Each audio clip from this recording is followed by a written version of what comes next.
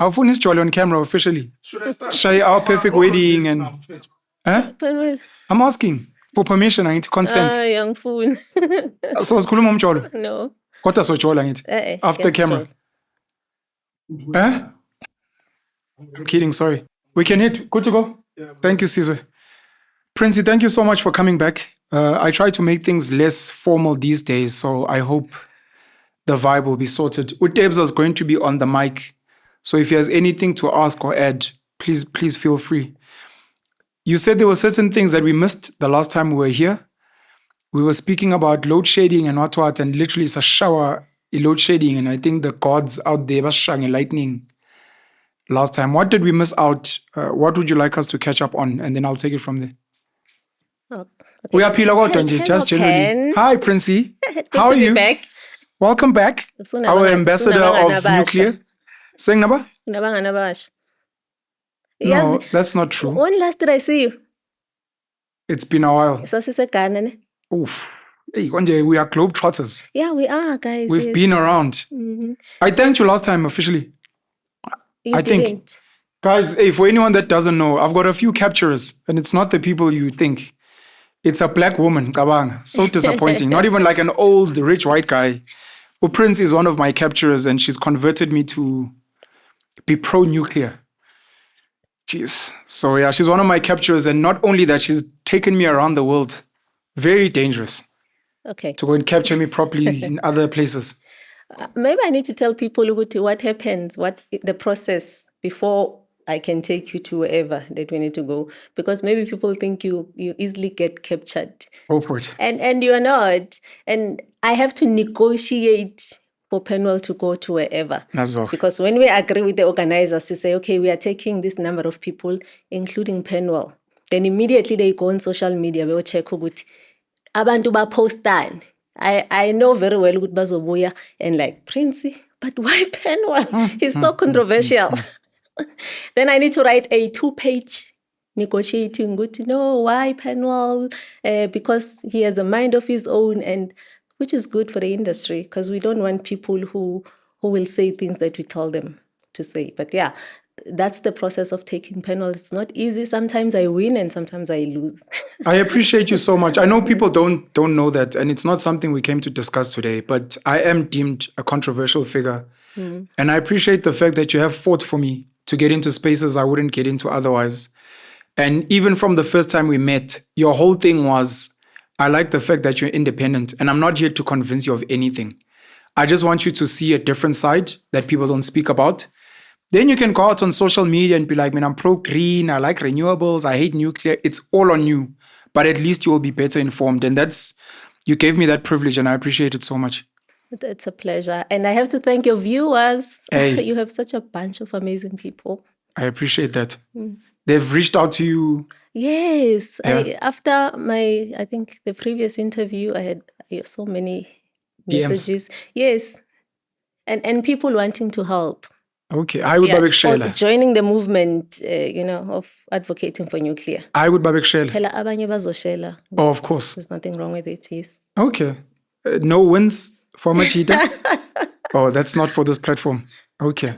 Have any of the people that have come into your DMs actually offered any tangible value? Yes, they have. They have actually. I had someone, I think, wanting to help in terms of producing maybe a movie or anything that will create more awareness of nuclear. I had people also asking about how to get into a space of medical isotopes, because last time I said Africa, it struggles when it comes to nuclear medicine because all the flights that leave South Africa, they go to Europe or in America or any other country except in Africa. So there's still a gap in terms of nuclear medicine when it comes to the African countries. They actually have to get the nuclear medicine from Europe instead of South Africa. So someone was saying they will maybe make a research on how they can enter the space. Okay. Have any of the people in the DMs given you money? No. Would you accept money? It depends. If money for what?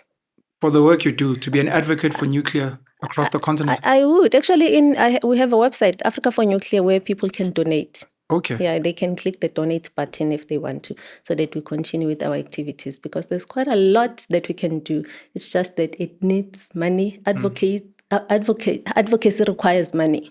I learned the hard way, celo uzophiwa, Yeah. as they say ebhayibhelini. I learned the hard way that sometimes you just have to ask people. Yeah. And when you do, they reciprocate. But when you don't ask, it's like people also don't know. So it's like, guys, please donate money. This is the work you're doing if you see value in it. Yeah, people assume that, okay, because you are traveling the world, you probably have money. And maybe that's the question I have to answer, because I have received quite a few, questions from quite a few people asking, you're like, I don't have no funding, guys. But it makes sense to come and speak to event.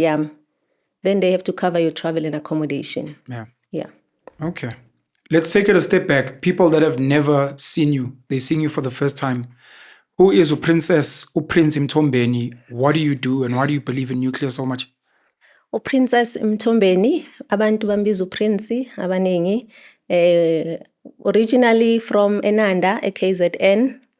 I am a nuclear communicator. That's what I do from 8 to 9, to 5.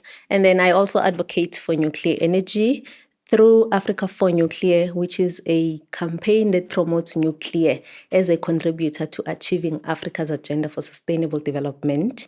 It has since been registered as an NPO so that we can structure it correctly and have more people joining to help us with this movement. Yeah, that's beautiful. It sounds complicated. You run a non-profit organization. Yes.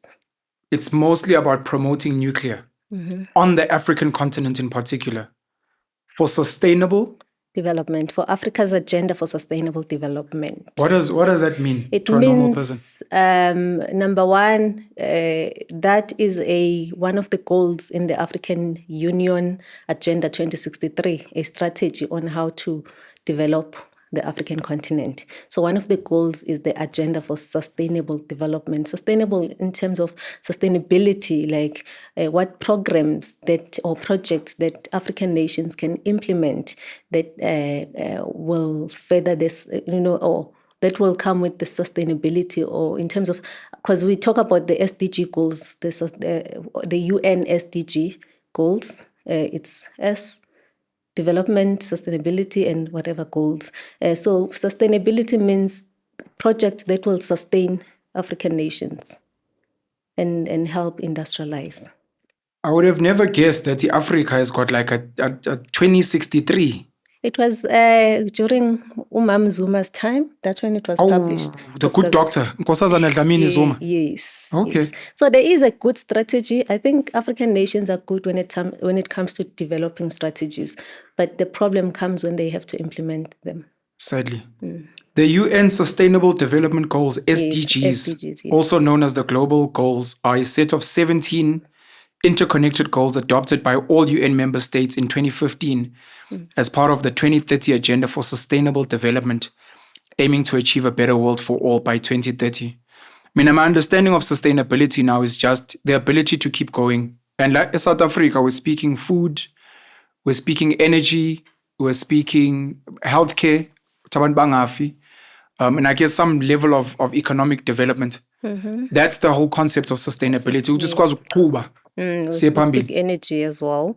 Okay. But then in terms of energy, we also speak about that those SDGs, they include what we call the net zero carbon emissions by 2050, meaning what the world has to achieve in 2050, like net zero emissions, which sounds almost impossible.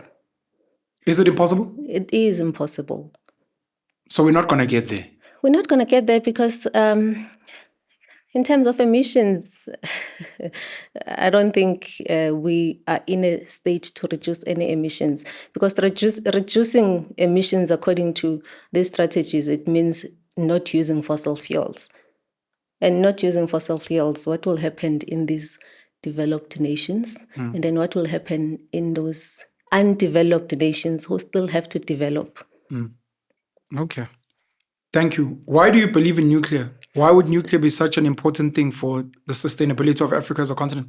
I joined nuclear industry without no knowledge of nuclear, what it does. And when I learned about nuclear, especially that South Africa has a nuclear power plant and also the role that it plays in terms of medical isotopes, that's when I thought, you know what, this is something that people deserve to know about. And also having learned about other countries, especially developed countries. Every developed country, they have nuclear programs. Every developed country. And this is not weapons. This is just nuclear in general. It's both. Okay, but we're talking nuclear in general here. Okay. We talk about nuclear energy, nuclear medicine, and all those. Yeah, so every country, and I believe that maybe even South Africa is at the stage where it is, because when they were, strategizing in terms of energy mix, they included nuclear. And I just wish they included more, because Quebec is too small. Do you wish South Africa had more of a focus on nuclear, to a point where, I joke about it, but it's something I joke about, but I'm serious. The idea of you becoming a minister of nuclear, do you think that would actually be worth having a ministry and you having a department and having a budget and a whole team that not only does energy, but everything nuclear related for this country? I don't think it deserves its own ministry, because it's still under energy. But that's just the nuclear energy. You yes, said there's medical. Nuclear energy, there's medical and stuff, yes. Then there's weapons, which also wouldn't be under energy. It would be under Penuel, maybe, because now we're talking weapons. Okay. Yeah, so, but yeah, I feel like we have too many ministers, so we don't need to add an extra ministry. But don't you think this one would change the country?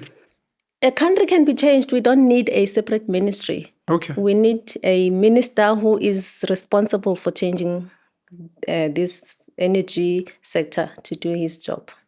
I know. So to become a minister, you have to be in politics, and I'm not into politics. You're politically neutral?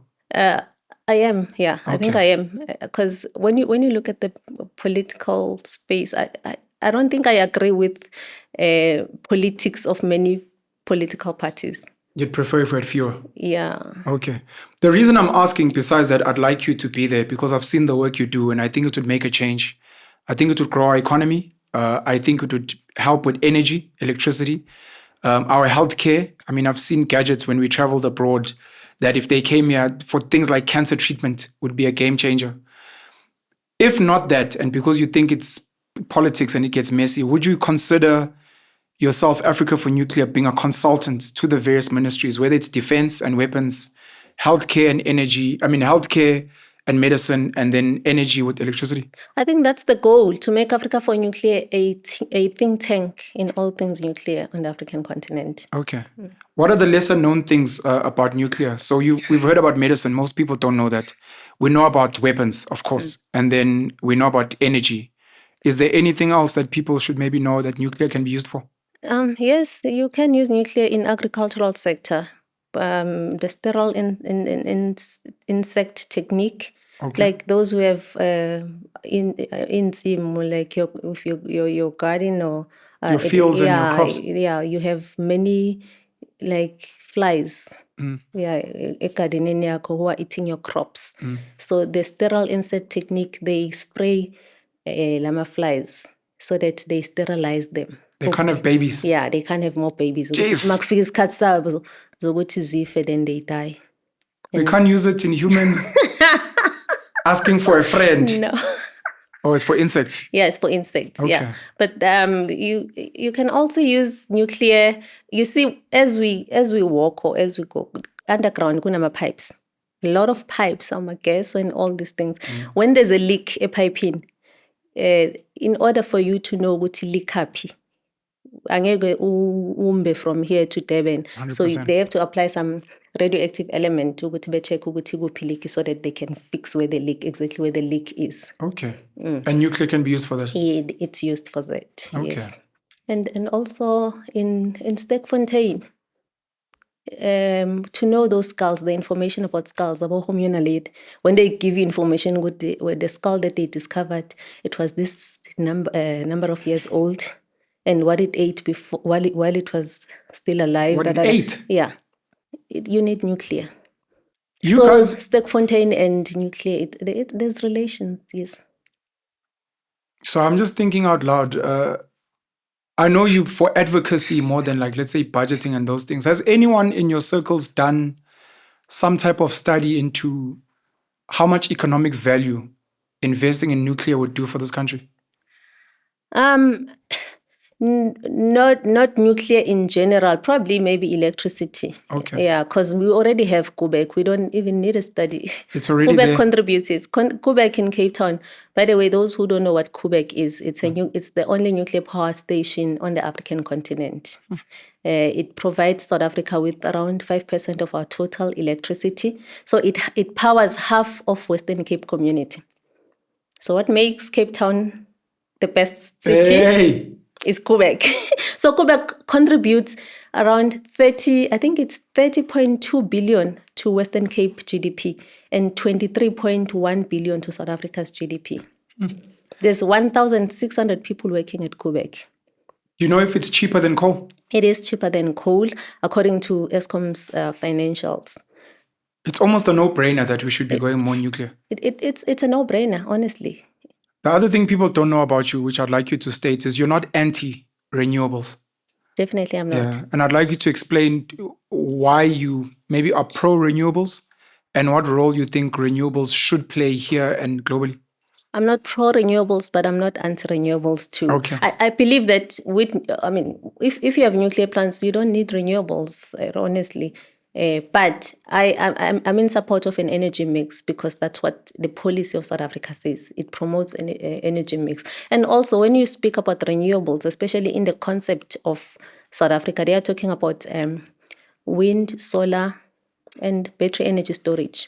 You see, so those are intermittent sources of energy. By intermittent, it means they are not available all the time. So only during the day when the sun is shining. I recently visited the wind power plant at the R, Northern Cape. And only 2 of those things were turning. Out of how many? Out of 160. So if they are not turning, you are not getting electricity. Yeah. And Yakumbule Dubai, there were stories ukuthi they used diesel, a generator, which but turn those things. The turbines. So, the turbines. Yeah. So it's only of those 2 things that were turning, meaning that they are not available when you need them the most. Yeah. And when they're not turning, you are not getting electricity. So I don't think wind and solar energy are good for the grid. Because now, when we talk about the grid, Eskom grid, it needs to be stable. Now, if you're going to have electricity that comes only when there's the sunshine, and there's a lot of it when it comes. We are at work, we are not using electricity, and then later on when we come back, now it goes down. Yeah. So what they call the system inertia at Eskom, then it ends up the grid not balancing. And that's the issue with these intermittent sources. They are good, but not for the grid. So if you want a solar power, do it in your house, not go Eskom grid. Okay.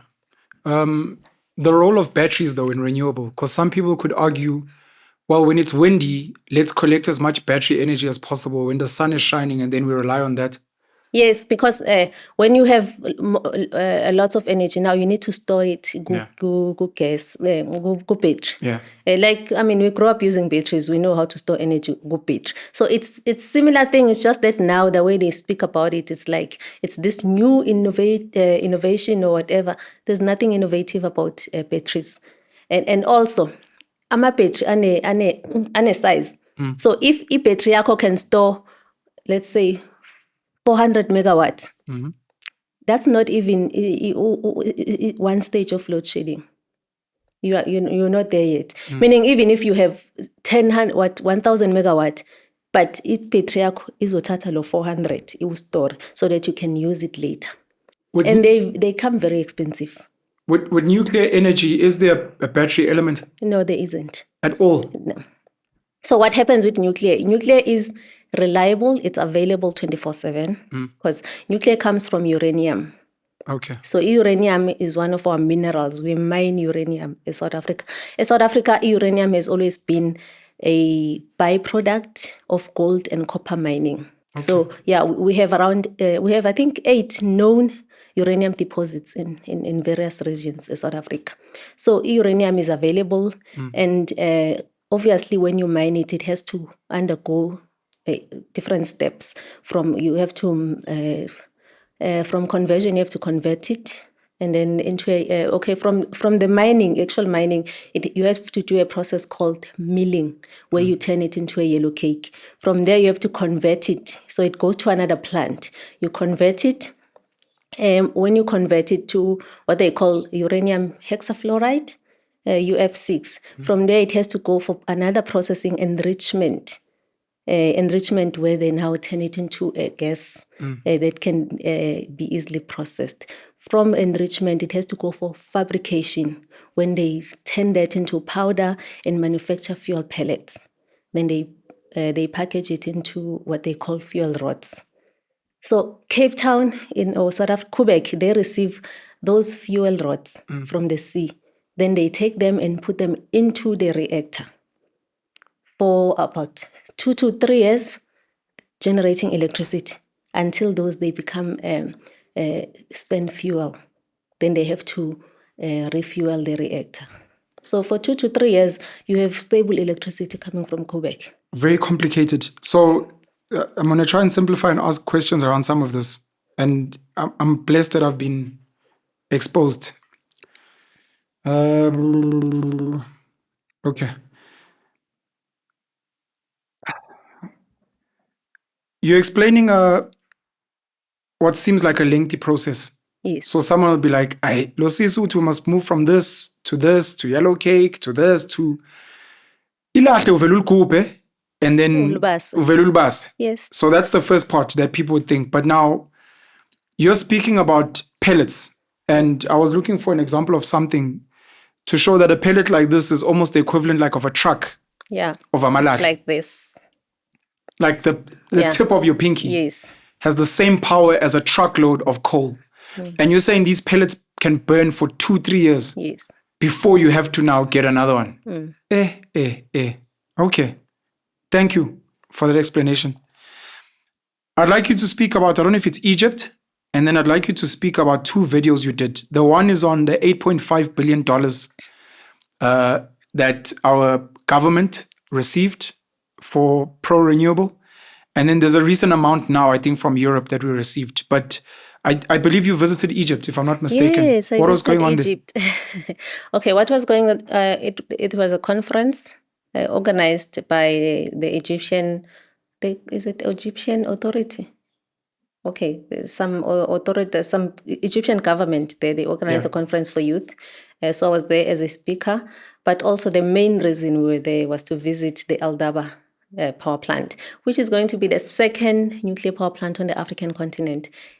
Phelindaba is going to be even bigger than Quebec, because the capacity of Phelindaba is going to be 4,800 megawatt. Quebec is 1,860 something megawatt. And it powers half of the Western Cape. It powers half of the Western Cape, yes. So this would power... Is South Africa powers on how much? You don't know? It's around 50 gigawatt. No, listen to Xiang Shai. Yeah. I'm just trying to do the maths. 1,000 something here, 4,800 there. Yeah. So you can multiply by 3 times. Yeah, okay. So Phelindaba is in the 300 kilometers away from Cairo in Egypt. Okay. Yes. Russians are building that nuclear power plant. Does that mean anything? Sorry, with the Russians. So I'm saying Russians are building that. It means something, because in South Africa we sort of were rejecting the Russian offer when it comes to building during Zuma's term. Yes. So Rosatom, Russian company, is building in Egypt. They are building that 4,800 megawatt power plant. They started constructing it in 2022. Yeah. And now you can see the structures. It's really fascinating to go there. The first thing I noticed was that they have transmission lines built all over, and the road construction has happened. There's so many companies, combined in that project, including even the buildings. They've built buildings. There's around 24,000 people working on that construction right now.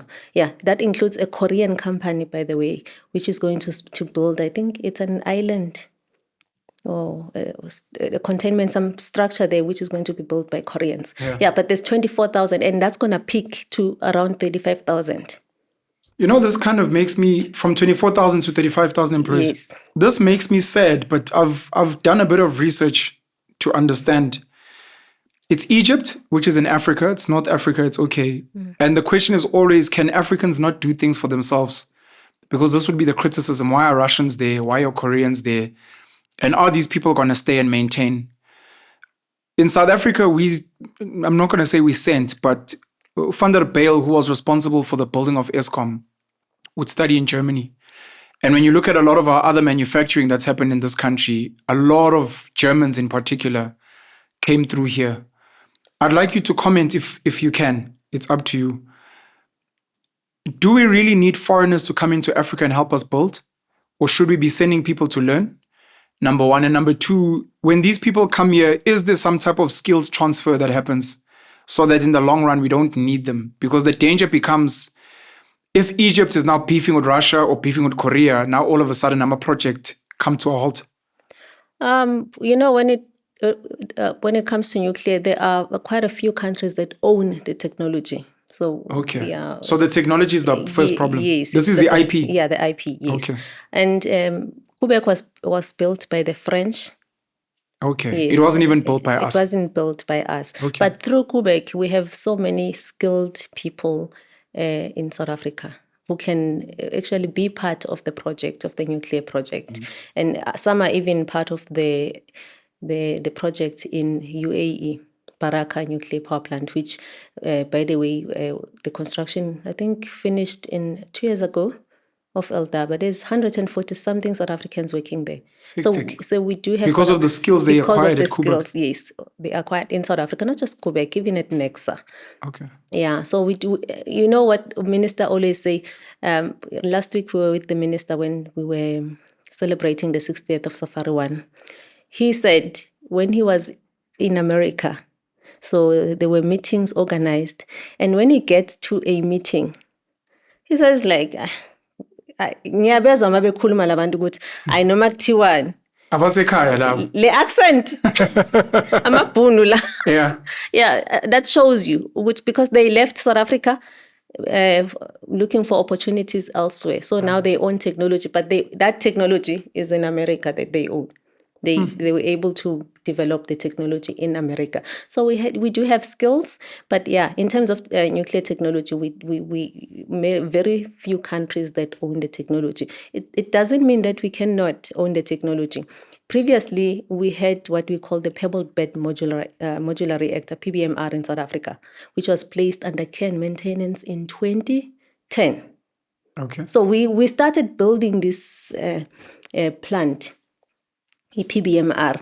And then, I don't know, maybe due to budget or whatever, then during the Zuma administration, they placed it under care and maintenance. And I just wish that, or I hope that the government can revive that project. But the Chinese, they built the same small modular reactor, similar to PBMR. You speak about a minister, I'm assuming Minister of Electricity. Energy, yes. Khwezi and so Ramokgopa. Yeah. You mentioned the 60th anniversary of Safari 1. What's that? Safari 1 is the research reactor in South Africa, the one that produces medical isotopes. Okay. This is here? In Phelindaba, yes. Close to us? Yes, close to us. In the northwest? Yes. Okay. And between Northwest and Pretoria. Between Northwest and Pretoria. So we've got people that were skilled in South Africa that, I don't know if we'd say we've lost, or maybe they are more needed in other countries that are adding value there and not doing it here because we're not pushing for that work. Yes. We've lost them. You know, if you go to any country that has a nuclear power plant or research, you will find South Africans working there. Specifically white South Africans? Even black. Okay. Yes. Okay, they were upskilled here. In Baraka, there's a mixture, black and white. That we're upskilled here. Is that a sad story, or should we be celebrating? It's a sad story. I don't think they want to stay there. South Africans love home. Yeah. But if there are no opportunities at home, especially after the 9.6 gigawatt Zuma nuclear deal was discontinued, then people did not see, any opportunity for themselves in South Africa. They decided to look elsewhere else. But trust me, whenever I engage them, they want to come back home. They're just waiting for that moment when the government announced, Uguti, we are going nuclear. So it's not Ugutu Black Coffee Oshile because we don't like his music. It's that no one wanted him to perform here, or there's no platform for him to perform here, so he ends up performing somewhere else. True. Okay. Again, this is where now I'd be like, we need a minister for nuclear, so you could come in, but awufuni. I apologize, this is a political question, and you said you're politically neutral. I've sat with certain people and we've spoken about the work that was done by the apartheid government in terms of the building of Eskom, ISCO, etc., and how they put in a lot of effort in upskilling, specifically white engineers and other employees in terms of what they are as assets today. Do you feel we've lost that? Is that something that should be a conversation, that our government currently should copy that model of the apartheid government and, number one, revitalize these state-owned enterprises, but be very intentional about the skills they transfer so that even if maybe the opportunities are not here, our people can still go work overseas and maybe pay tax here or send money home? I don't think the current government can be able to reach that because remember, apartheid, the laws under apartheid were different than now. Now we are operating in a democracy. Okay. Government, any NGO can take government to court for any decision that they make which they do not agree with or they don't think it's best for the country. But we do need government to beef up their policies because it's just a matter of beefing up your policies. Because these NGOs, they always go and find a loophole. And that's what the government should be doing, a loophole. I felt very bad last year when the minister withdrew the gazette to procure nuclear. We have 2,500 megawatt capacity in the IRP. IRP is our energy roadmap in the country. Okay. But that's IRP 2019. Now we are working on IRP 2023, which, by the way, is still not gazetted. We are in 2025 now. These are plans that were set in those years, 2019, 2023, and we're not doing anything with them. Exactly, we are not doing anything with them. And I feel it's wrong to have an energy roadmap of 10 years and review it within a space of 2 years. You can't, because when you do that now, you remove other technologies like, those are loopholes that they need to close, to say once you have a 10-year or 20-year plan, do not touch it, implement it. Yes. Yeah. So when the minister withdrew that gazette, it was very sad for me because I felt like I'm not a lawyer. Probably he was advised by law because they had already taken him to court by the DA. So he withdrew before getting to court. And when I asked him, he said, I was going to lose that case. But I feel like he should have went there and fought for us. Just so that at least people are aware publicly of what's going on, even if he loses. Yes. Do you know what was the reason for the DA wanting him to remove this thing and why he ended up removing it? The DA said it's procedurally flawed. Okay. Because when the first gazette of Section 34 determination was done, it was by the Minister Mantashe. Okay. Minister Khwezi Mantashe, who's the Minister of Mineral... Energy, resources, minerals and what? DMRE, mineral, energy and resource, whatever, mineral resources and Department energy. of Minerals. Yes, which is soon going to be just minerals, remember. Really? Because now there's Department of Electricity, so energy is going to energy and electricity. Is this a known thing? Yes. So that ministry is going to lose energy? Yes. Okay. Khwezi is going to lose energy and stick to minerals and petroleum. Okay. Then Ramokgopa will now handle the energy matters. Minister of Energy. Yeah. Okay. Yes. So I feel like he should have went and fought for us. So DA said it was the procedures that they followed. The Section 34 determination. So what happens before any power plant can be procured in South Africa? There's a section that the minister has to, number one, it has to be in the policy, the Integrated Resource Plan. IRP, yes. That policy, before it gets gazetted, public has to comment on it. So once it's gazetted, it means the minister can go ahead following that policy and now procure any type of power source. So in this case, we are going to focus on nuclear. So there was 2,500 megawatts of nuclear capacity in the IRP 2019. Then the minister gazetted the Section 34 determination, which is the process where he consults with NERSA, the energy regulator, to say, I want to procure 2,500 megawatts of nuclear capacity. Then NERSA has to respond to minister and say, we concur. Okay. So what happened is that it was during Khwezi's time that the Section 34 determination was gazetted. Then NERSA, instead of concurring, they concurred with suspensive conditions.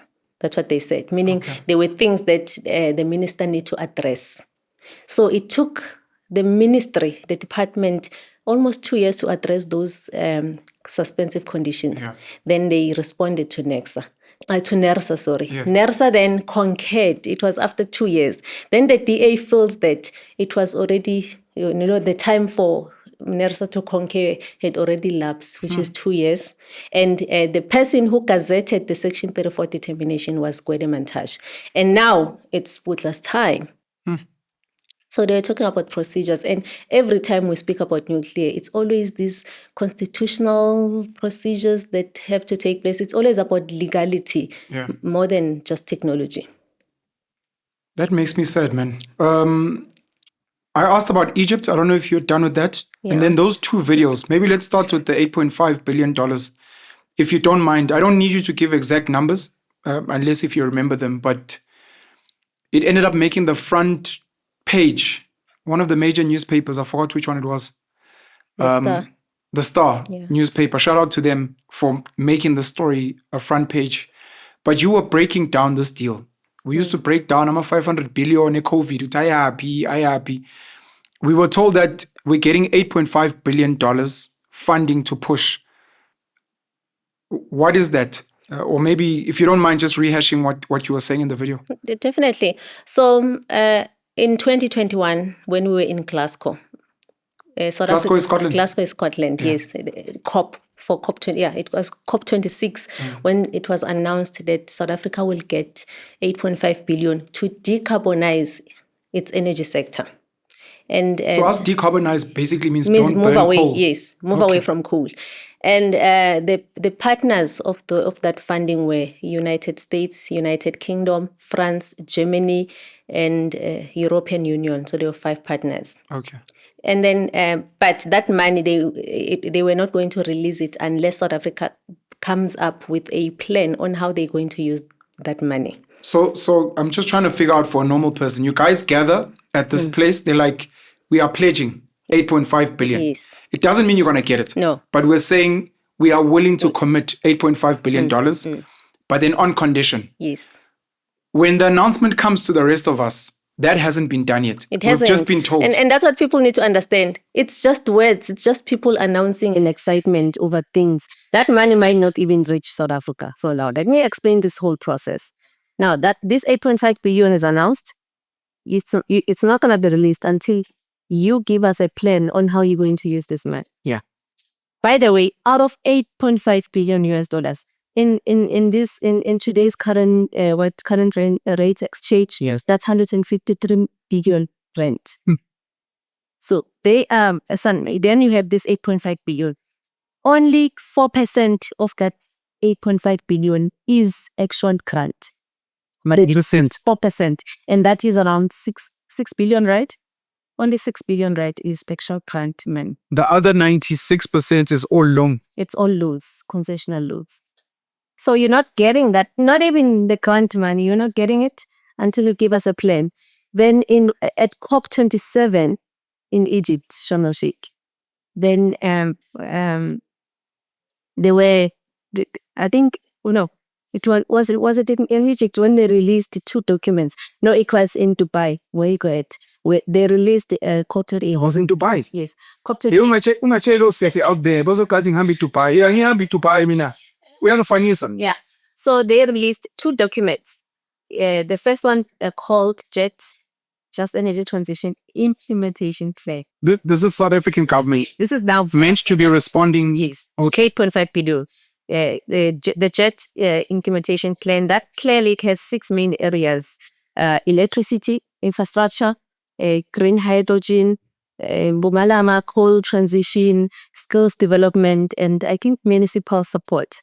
Okay. The sixth one, what is the sixth one? Oh, new energy, New energy vehicles. The electricity vehicles, I think. So those are 6 areas. Oh, okay, I guess. Oh, about TESPA. Yes. About BYD, okay. The second document that was released is a grants register, which tracks where the money has gone. Is going to go. Has gone. Which remember we are now in Dubai, COP28. Trying to figure, but yeah, reuse on your 4%. Now we only learn in Dubai that the 4% is being released. So now besides we still a pledge. Still a pledge. And they still waiting for. And it's only 4%. We don't know what happens to the other money. And we are going to talk about that 4% today. Because that grants register, it shows where the money go. And it shows what 10 billion rand. Now we're talking at South African rate. Remember from 4%, which is 6 billion.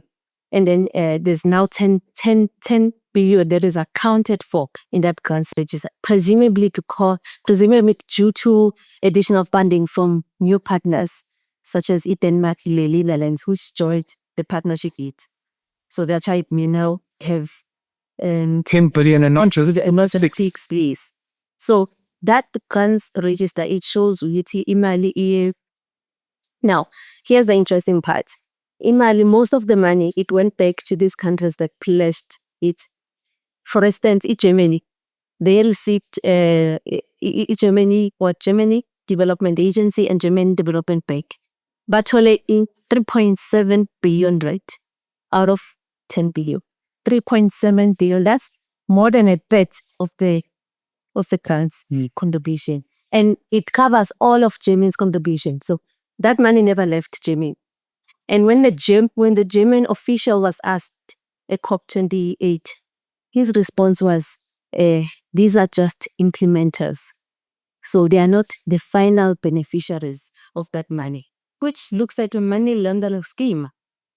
So they're saying we're giving a grant to South Africa.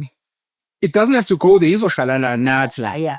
And the reason inshallah not is because we're implementing, but it's reflecting in South Africa that we've given you a grant, but the grant is here in Germany. Yeah. And our answer is no. We want to implement kulega. Yeah. But it's registered there as money we gave out. Those are conditions. Which is South Africa, you are going to use our companies. So whatever that you want, if you want to buy this water, you're not going to buy it from Spa or whatever. You want to buy it from our companies. So that's what these developed nations do, guys. That's how they develop. That's how they keep their economies going. Because the government has to create a conducive environment for small businesses to thrive. And this is exactly how they do it. So it's like South Africa, yes, we are giving you this, but you want to use German companies, meaning that they even transact on your behalf. So the US, even though not as bad as the German case, the US, they received about, contribution in the US was like 220 million rand. But this is just for the grants. We are still discussing 4%. 4%, yeah. Now, 154 million went to the US company Deloitte. If 54 million went to the US's Department of Energy National Labs, then we see this pattern across the board.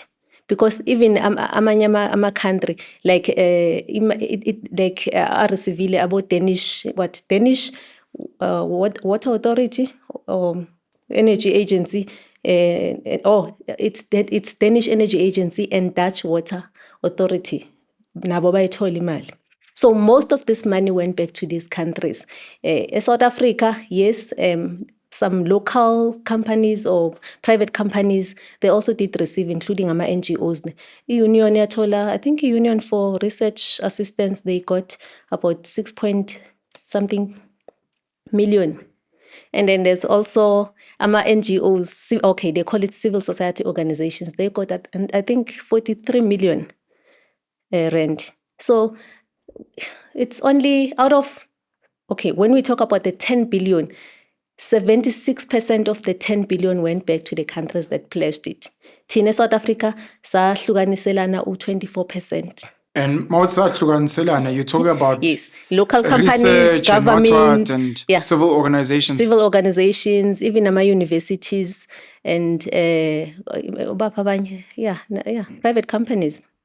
I'm trying to not get angry. Municipalities, yes. I'm trying to not get angry. I know you said you're politically neutral.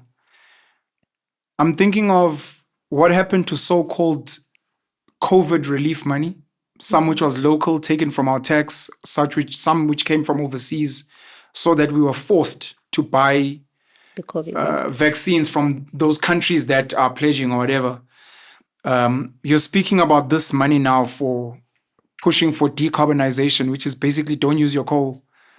And just recently, the e-Doge, Donald Trump, Elon Musk, and all the money that they've been uncovering that has been sent to places. And even in the sending, the investigative journalists do their job, some, but some of the jobs they don't do is they don't actually, when they say America pledged 100 million for this, you only realize later, like I did a video recently to say all the ARVs in this country come from us.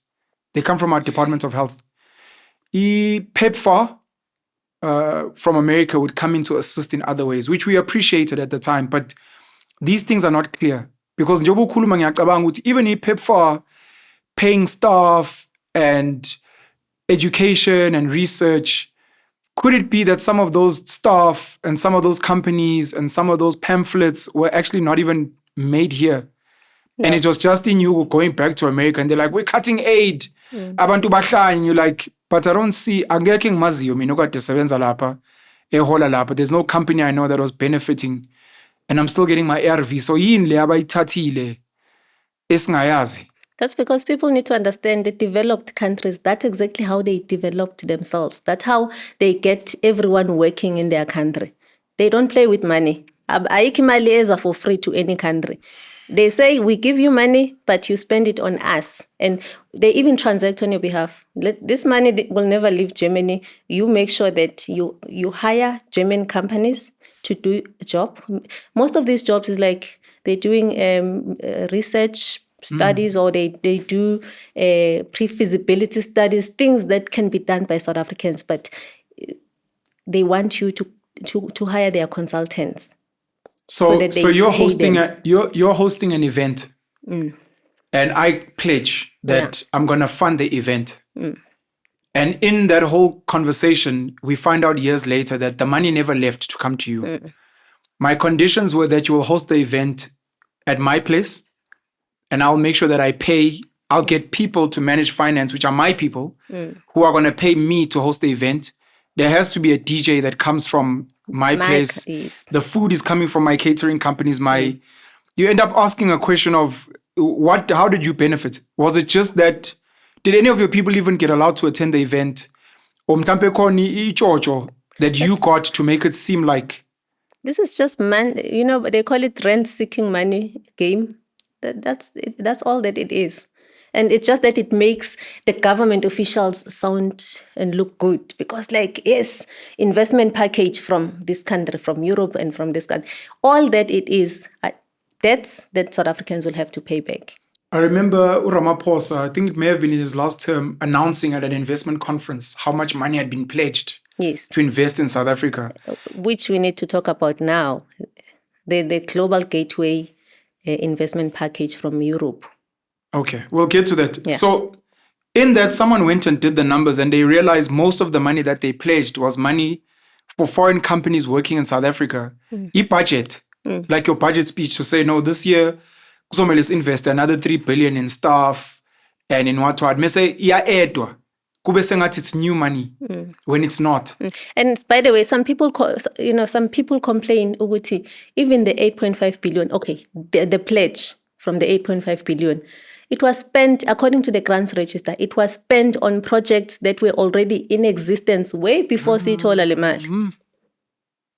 Thank you. Shout out, there's a newspaper, The Star, that profiled this on their front page. So shout out to the journalists that were involved there.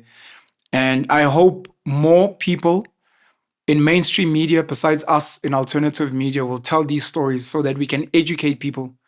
I think for me personally, before you continue, it's number one, to understand how these things work, just so that people know.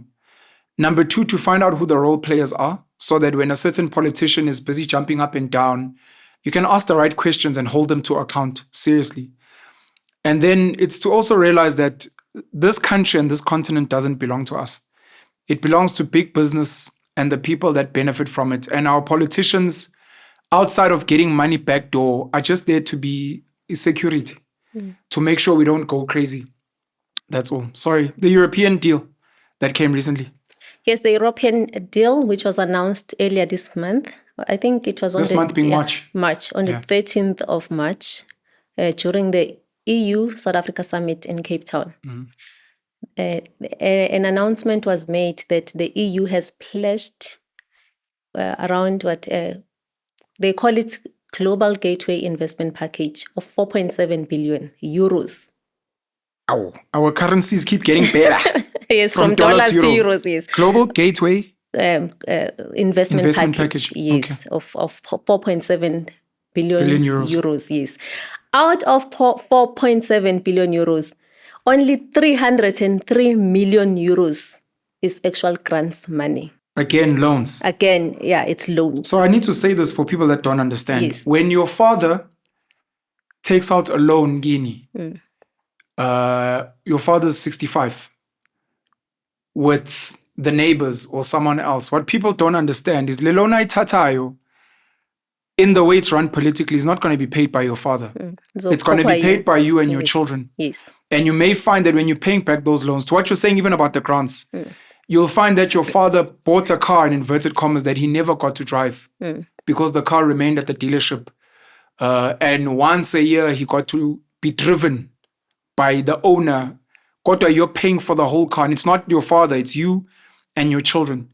And these things strangle us. I know when Enoch Godongwana, the Minister of Finance, was announcing the budget speech for South Africa, one of the things we were reminded of is our debt. This includes foreign and local, but mostly foreign. The interest alone is over R1 billion a day. And out of every R1 that is collected in tax, 22 cents, almost a quarter of our tax goes to just the interest, not the principal, just the interest. So we're strangled now. We're no longer slaves physically. We're not colonized, as we know. This is backdoor colonization. But this is backdoor neo-colonialism where it's like, yeah, but your father and the car. And you're like, yes, but I don't get to drive it. Yes, but your father signed this deal and we agreed. And today you must buy me petrol and pay my insurance. And any little bit of money you make, ususebenzela this debt and this interest. Especially when it comes to energy sector, they use exactly that to colonize us. And make sure that the energy sources that we are implementing, they don't make us rich, because now we'll afford to pay back this debt and we will not owe them anything in the future. Now, let me go back to the 4.7 billion euros. Now, sorry, apparently, I just wanted to give you this number, 93. Is it 93? Billion, 369. Yeah. Let's say about 94 billion rand. Yeah, about 94 billion rand. Okay. So this money, apparently South Africa is the first country to sign such an agreement with Europe. Sorry, to take you a step back. This is also important. I mentioned your father. I didn't say it's your family, because that's how we get told. There are individuals that sign these deals. Are you aware of who signed the deal for how much is this? The $8.5 billion? Do you know who signed it? Who are the people signing and who signed this one? Because we need to be able to isolate. Go to apartheid government or the ANC. And you're like, no. No.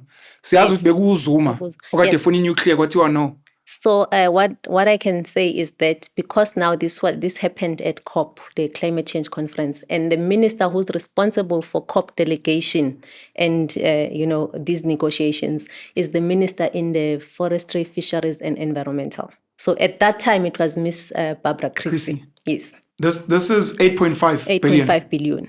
Barbara Creecy. Yes. And Barbara, I think, is under the ANC. Yes. If I'm not mistaken. She's been a minister of different spots. Okay. Yes.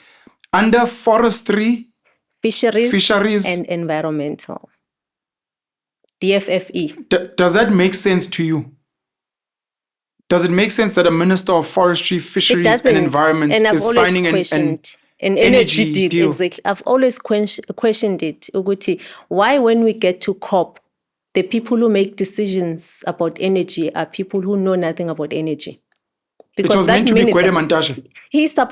They're supposed to take the energy minister so that he's part of these delegations or these negotiations because they understand energy better than them. But they go there and just focus on climate change and nothing else. Is Barbara allowed to sign without the president Ramaphosa agreeing? Can she sign something and he disagrees and then she's like, no, but I signed? No. He has to approve. He has to approve. That's why even the JET implementation plan, it went through the parliament process. Okay. It was approved in parliament. Was this 8.5 billion also meant to go through parliament? Yes, because was it approved remember by the parliament? the JET implementation plan, which is a plan of 1.5 to 1.9 trillion rand. Yes, it was approved in parliament. And that plan has wind, solar, battery energy storage, and a bit of gas, as well as it talks about transmission lines, extending them. Just energy transmission? Transition? Yes. Transition is when you're moving from one to another. Yes, to help South Africa move away from coal. Okay. It was a plan for 1.9 trillion. Yes, 1.5 to 1.9 trillion. I'm just trying to... Yes. These are the games that we're playing out. And remember then, that's when the president of South Africa went to these big conferences such as Davos. I remember when we were clapping for him when he was talking at some conference. Now you are clapping. Sorry, please continue. I'm so sorry for asking that question. He was asking for more, saying this 8.5 billion in Ngan. He wants more. That's because of this 5 trillion plan that he has in South Africa. So meaning he approves it. Okay, before you come to Europe, I just want to say this 1.5 to 1.9 trillion. Yes. And this is how people chow money. And I'm going to say this because it's my opinion. The money that was pledged was 153 billion rand. Yes. Which, like you said, Denmark and the Netherlands added something to the grants later. I think to make it 11 billion. For the grants. For the grants, yeah. 153 billion is very different from 1.9 trillion, which means we still need more. Yes, that's what he went and asked. Why do you? In these big conferences, he always talks about us wanting more because 8.5 billion in Ngan. Barbara Creecy signs as Minister of Forestry, Fisheries and Environment. Yes. It goes through the parliamentary process. The majority of the parliamentarians, of which the majority would be ANC, they agree to this. It gets done through. So now we come to the EU summit in Cape Town. Yes. And President announced billion. that one. There were excitement on X. So President announced he was part of that. Apparently, as I said, South Africa is the first country to sign such an agreement with EU. And apparently this is part of, it forms part of the scaling up renewable energy in Africa campaign, which was launched in last year during the G20 summit in Brazil by the president of the European Commission, Ursula von der Leyen, and the president of South Africa. So both, they started this thing way back during the G20 summit in Brazil. And then, so as I said, out of that 4.7 billion euros, only 303 million is actual grants money. So that's about 6.6 billion rand. So we already know how it works. Global Gateway Investment Package. They call it that. So, and then the biggest bulk of that money is going to be allocated to just energy transition projects, such as green hydrogen, as I mentioned earlier, transitioning away from coal, new energy vehicles, and all this other stuff. So these amounts, these 153 billion, which was pledged, including grants, this 44? Or 94, sorry, 94 billion, of which 6.6 billion is grants. Is any of this being allocated for nuclear? khona mhlambe nathi sisodla That's kancane. exactly the problem with these grants. They come with conditions that no coal, no nuclear, no gas or oil extraction. No coal, No nuclear. no nuclear, Yeah. I'll extract oil No and gas. gas. Yes.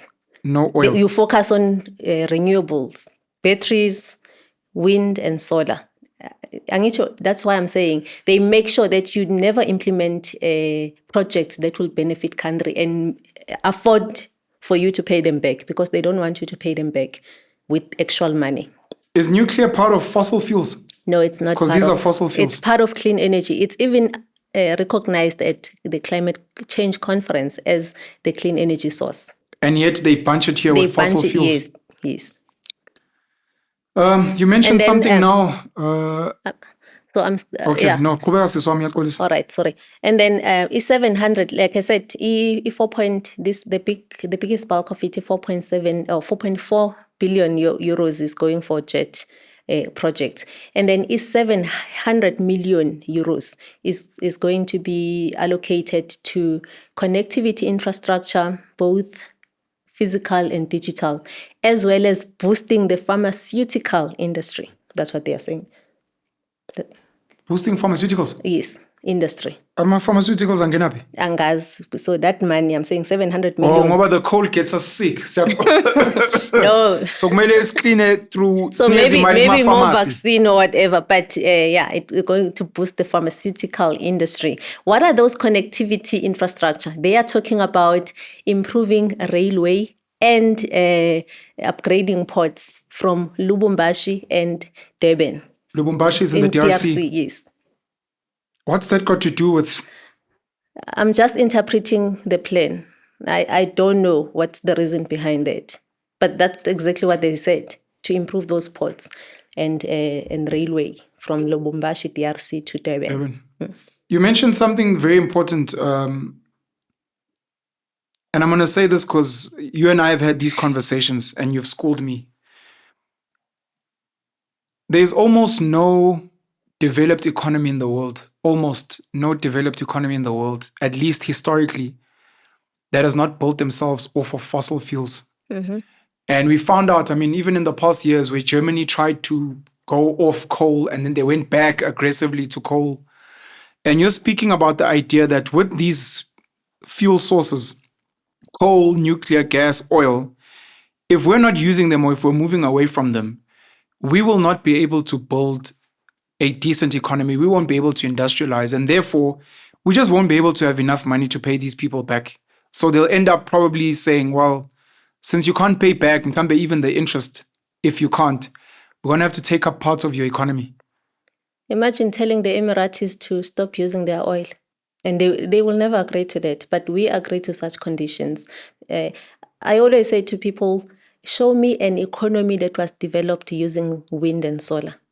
It doesn't exist. It doesn't exist. Even the developed, never mind developing or underdeveloped, even the developed nations to this day are still using. There's a reason why Richards Bay have backlogs.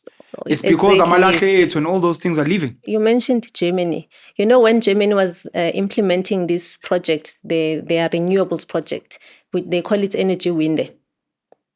What happened is that they never told us that they are backing up those.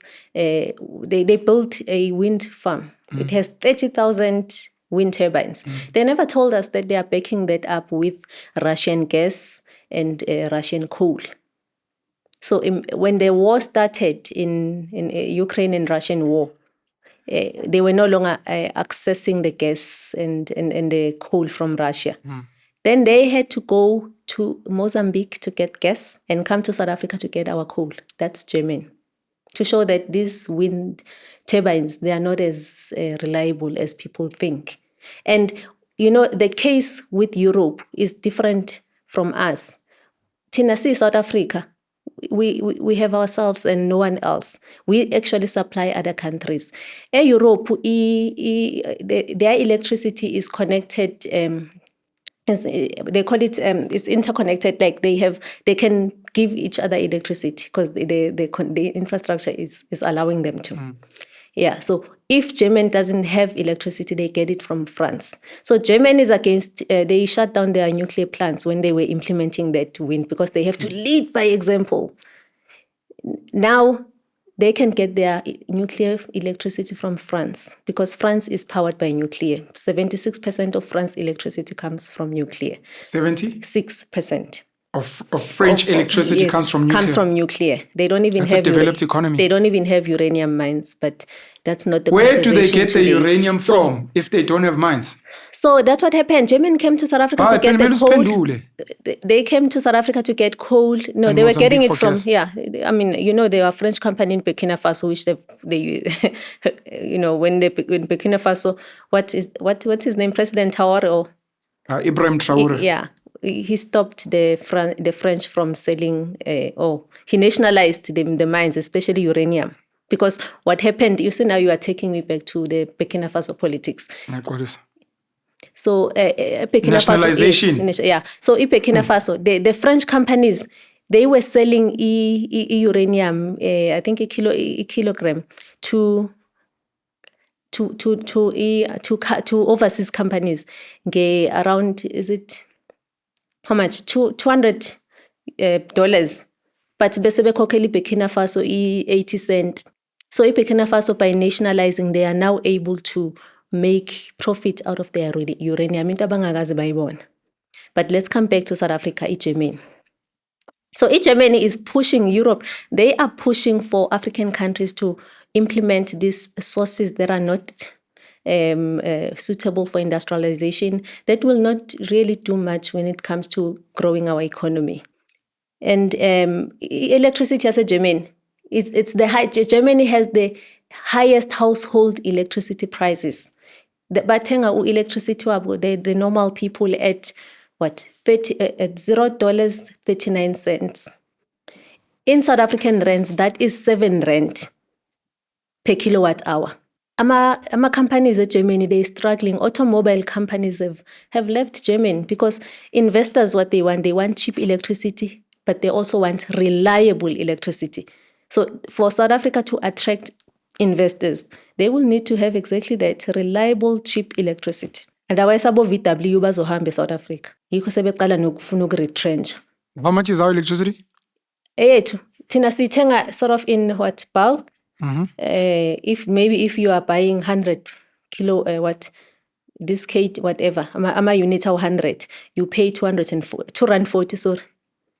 And then if you buy maybe from 100 to 400, you pay 280. And then I think the last one, if you buy from 400 to whatever, then you pay 3 rand something.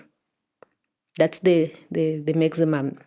You've got so much of this intel and so much insight, and you're very vocal and you're educating us, and we appreciate it. We've got politicians who are making decisions, which it sounds like from the outside are not putting South Africa first or putting Africa first.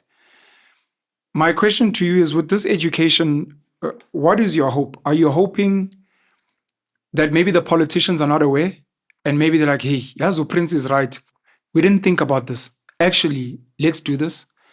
Are you hoping that other political figures can come in and be like, no, you guys are not putting South Africa first. We've listened to Africa for nuclear and we think you guys should shift so that we can industrialize. Are you hoping that ordinary people can maybe be aware and do something? What is your objective? Because this stuff is very upsetting. All of the above. Number one, I am aware that some politicians don't know these things. Remember, when you're a politician, you're not a specialist in energy sector or whatever That's sector. Correct. You just listen to a presentation. And some people are good orators. Yes. So if someone sells their ice in winter, you can buy it. So it happens that some of them don't really know these things. And I appreciate those who come to me and say, explain further, because they are. Like Carl Nihas has come to me and say, explain further, Prince. He used to be ANC. He's now with the EFF. The EFF now, okay. Yeah. He's an MP, a member of parliament. Yes. Okay. Yeah, so I'm hoping that those who don't know can just listen to me, invite me, and then we have this conversation. But I'm also hoping that South Africans can know about these things, because we need South Africans to take charge of their country. This is a revolution. Energy is a revolution, guys. You need to get involved, because without us getting the energy sector correct, you will never have jobs. You will never have an economy that is growing. You'll have nothing. I mean, your kids, if you have a child that is 7 years old now, they will not have jobs, those kids, when they grow up. They will grow up in a country that is owing Europe and the West. But also, very importantly, I wish Ramaphosa can stop going around promoting wind or renewable energy like a lobbyist. I think we need lawyers. We need lawyers to summon the president. He needs to start pushing projects that are prioritizing industrialization, jobs, and economic growth in this country.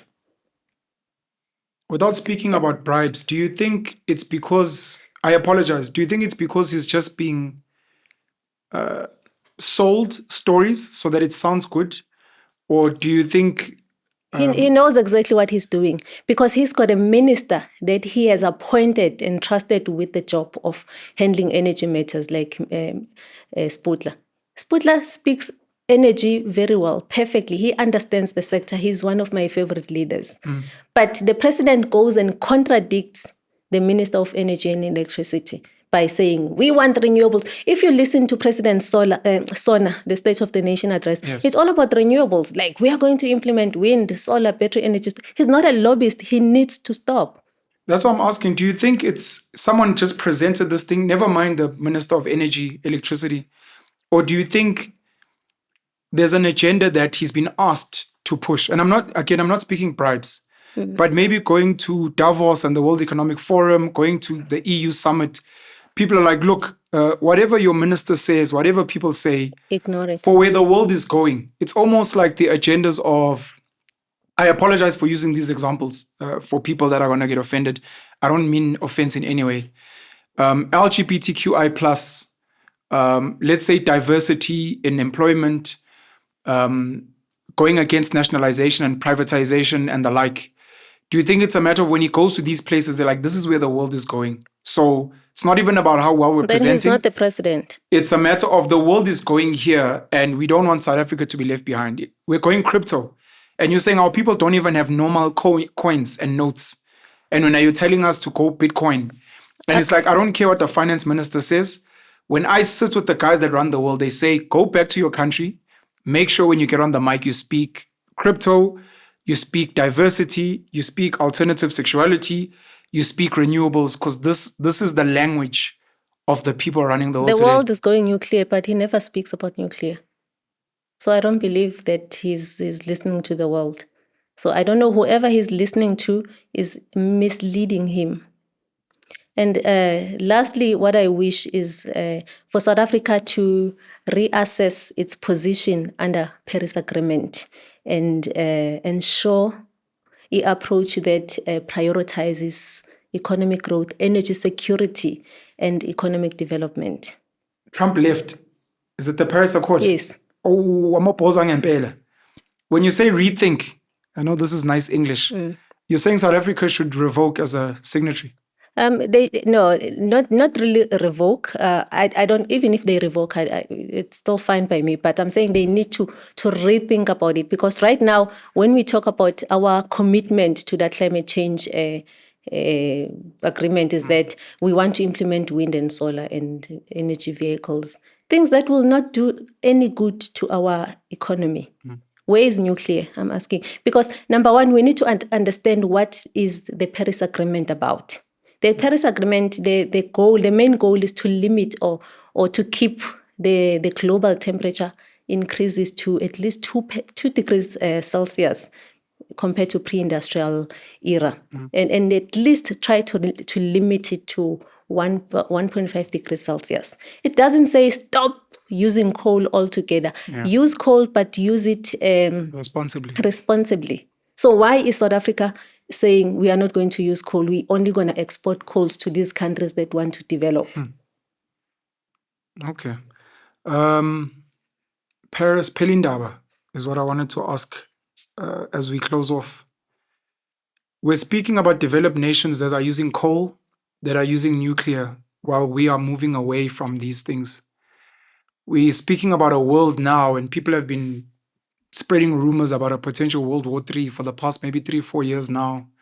Specifically, when you look at Israel and Palestine, when you look at Russia and Ukraine, when you look at the trade war between China and America, and what Trump is doing now, just upsetting a lot of people.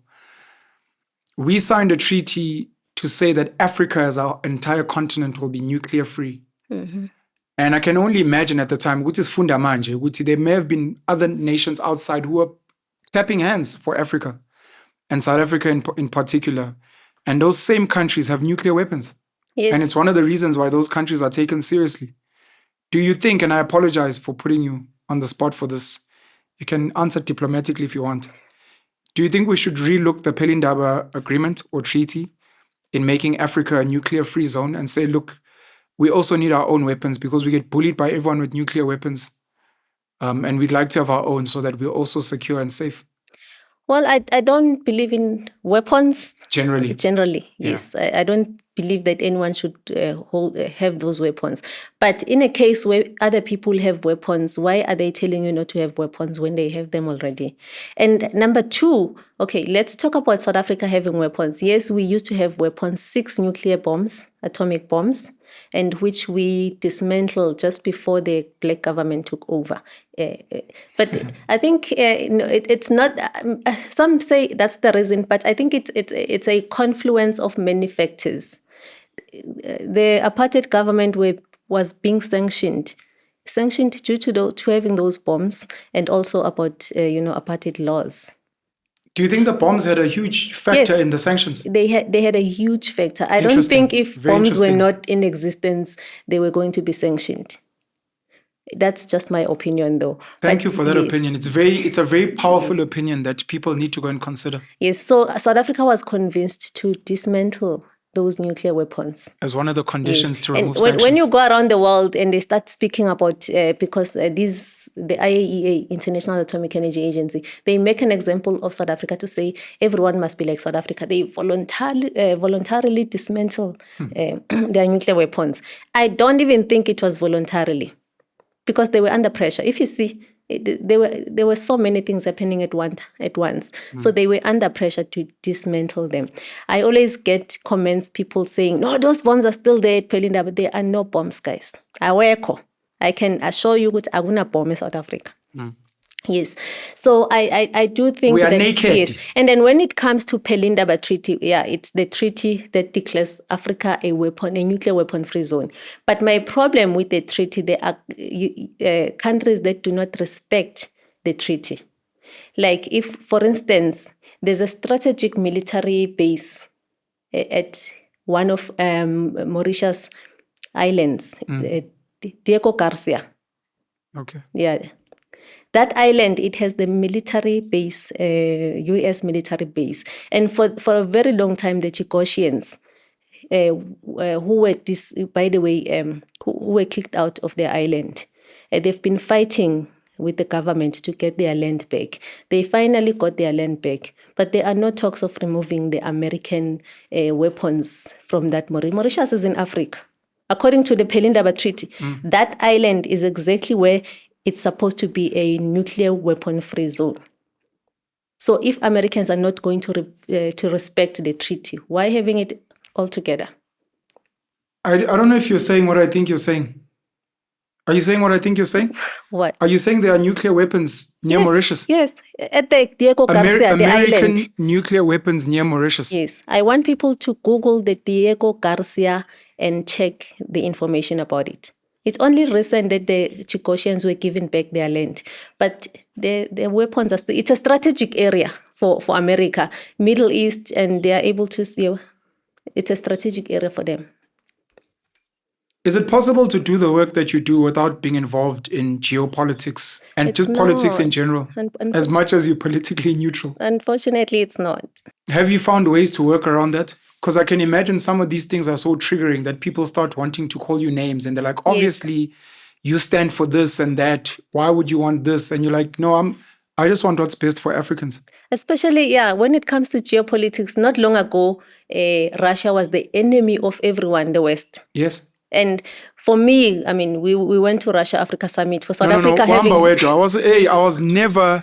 Mina ngidla ama-Russian. For South Africa to have... Ngidla ama-Russian is as far as Russian as I... For South Africa to have a relationship with Russia, it was sort of, for me in my industry, nuclear industry, because I get to be invited as a speaker in different countries to speak in their events. Then the West started, like track, CIA. Yeah, no, not inviting me to their events because now I'm a Russian spy. Spasiba. I've never been to Russia. I'm Russian. And I did mention this to say we are an industry that is already disadvantaged. It's everyone against, because our problems, by the way, of anti-nuclear, they are everywhere. We are all fighting anti-nuclear lobbyists all over the world. So I'm like, we don't need this amongst ourselves. But then what happened? Now Trump and Putin are getting along. I'm like, you see what these politics are doing to us. We're not supposed to get involved in politics. We are supposed to focus on energy. And if you remember, during Zuma time, when they were against this 9.6 gigawatt of nuclear, that was a good plan. I still wish we go back and revive that plan because it was a good one. But because of politics, people were against nuclear, not because of technology, but because of politics. They started creating stories of a Russian nuclear deal and whatever. It was more political than technological. And technological. Yeah. Okay. Anything else you'd like to close with? I've got a million questions, but I think I'm fine. Okay, what I wish now is that the Minister of Energy and Electricity, Dr. Ramkhopa, he finally gazettes the IRP, because that IRP has long been outstanding, IRP 2023. Yes, he needs to finally gazette it. We need to see the IRP. It's been approved. It's not, we don't know if it's approved, because the only way to know if it's approved is when the minister says, here's the final IRP. He has not said that. Number two, I want the minister to, remember he withdrew nuclear procurement last year in August and promised us that after 6 months, he will gazette the request for proposals for this 2,500 megawatt. That has not happened. And I wish the minister can fast track the process so that he finally gazettes that 2.5 gigawatt of nuclear capacity. Because we've been talking about nuclear forever. It doesn't happen. I think they use nuclear to politics. Yeah. Before elections, you hear a lot about we are going to have nuclear. But after elections, then it gets quiet. That's politicians for you. Yes. So they need to start really procuring this nuclear, because we've been talking forever. And South Africans, make them do these things, because it's only you that you can make them decide. Do you think we should ask for the pledges to be taken back? Do you think that's possible? Trump has taken his back. I think we should celebrate the exit of the US aid, because that aid is part of what the NGOs were using, the money from that, they were using to block these projects. They get funded by, they were being funded, most of them are being funded by these foreign companies. Even the Europe is funding them. So we should now wait for the exit of the Europe in our country, because all that they do is to destabilize the government and nothing else. At some point, we're going to have a very detailed conversation around the power of NGOs and the work that they do, which almost transcends the courts, transcends the politicians, and transcends the will of the people under airy-fairy labels of global politics and the United Nations and what. You're like, but in this country, this is what we stand for. And you're telling us as an obscure NGO that is funded by people we don't know that you guys won court orders to go against the will of the people of that land. Not long ago, by the way, the court decided on their favor to say no coal in South Africa. You're not going to, because the IRP 2019 has 1,500 megawatt of coal capacity. The NGOs fought for that 1,500 to be removed. Remember, if something is not in the policy, it will not be implemented. So the NGOs won the case to remove that 1,500 megawatt of coal capacity in the IRP. So yeah, the NGOs have power, and also Durban wanted to implement the gas project. The NGOs, they went and stopped that. They stop everything, oil extra. They're not against nuclear only. Any project that has the potential to develop this country, they go and stop it under the guise of climate change and environmental justice. Princy Mthombeni, thank you for joining me. I appreciate all the work that you do. Ungapheli amandla, and hopefully we'll keep supporting you where we can. People must look up nuclear for Africa. Africa for nuclear. Africa for nuclear, sorry. Africa for nuclear. The number 4. Yes, it's www.africafornuclear.org. So that people can contribute. It's are you an NGO? Yes, NP. No, in South Africa we don't have NGOs. We call them non-profit organizations. Yes. And your big focus outside of nuclear is using nuclear as a tool for the advancement of Africa and Africans. And I think that's very important. Yes.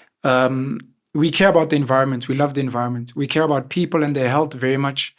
But more than anything, we care about ensuring that the ordinary African child has the tools to compete with the best in the world and not be left behind. We don't have road infrastructure. We struggle with electricity on this continent. We struggle with internet.